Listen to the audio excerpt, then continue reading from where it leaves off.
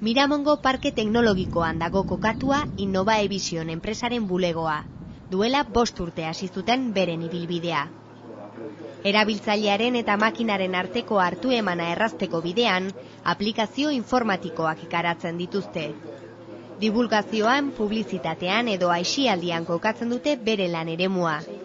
15 pertsona dira taldean, eta irudimena eta programazio informatikoa dituzte lan tresnak. Prototipo horiek sortzeko, era askotako teknologiak erabiltzen dituzte. Horietako bat, adimen artifiziala da. Naiz eta inteligentzia guk ulertzen dugu moduan ezin daitekeen lortu, utopia bezala ikusi daiteke. Konputagailuen munduan lortu daitekeena da kontestu konkretuentzako ordenagailuak erantzun logikoak edo izatea.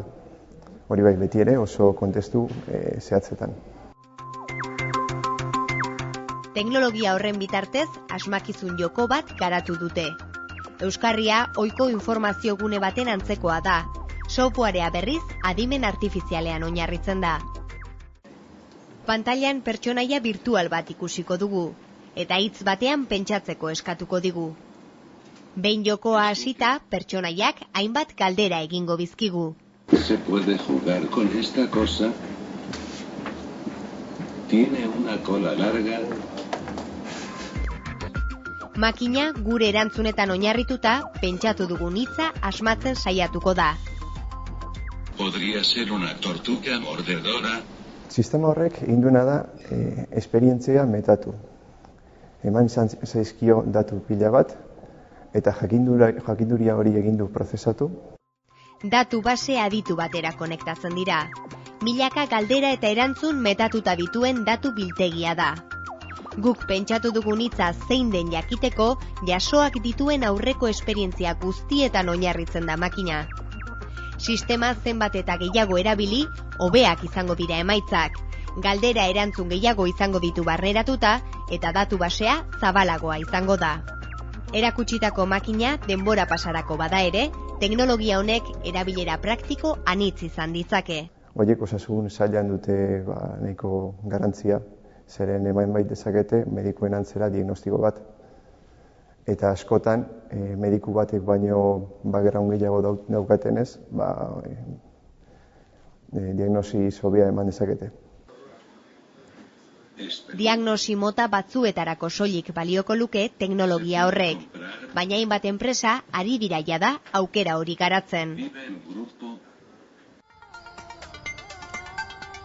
Teknologia berriak maiz erabili izan dira publizitate estrategietan. Dendetako erakusleihoak esaterako itxura aldatzen hasi dira.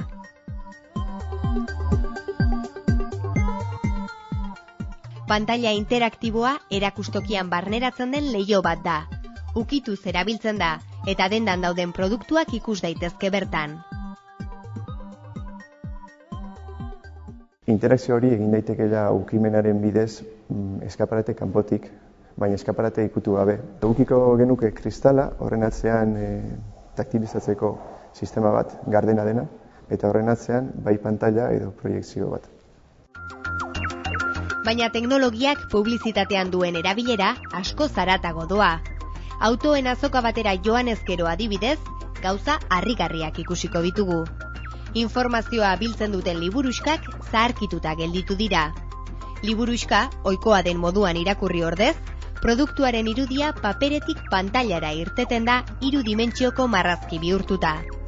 Horretarako nahikoak dira kamera, ordenagailua eta pantaila bera.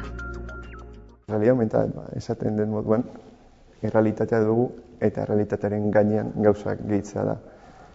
Gure kasuan, irudi originala agertzen dira oinarri bezala, eta irudi horien gainean egiten dena da irudi dimentsionalak gehitu.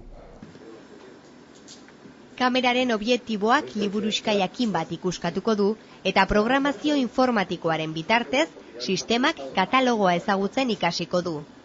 Kamerak liburuxka horren geometria identifikatzen duen aldiro, 3 dimentsiotako irudi bat gehituko dio. Erabiltzaileak autoaren kolorea aldatzeko aukera izango du liburuxkan dauden laukietan atzamarraz sakatuz. Bideoak, soinuak eta argazkiak gehitu daitezke bertan. Teknologia horrek gainera erabilera gehiago izan ditzake.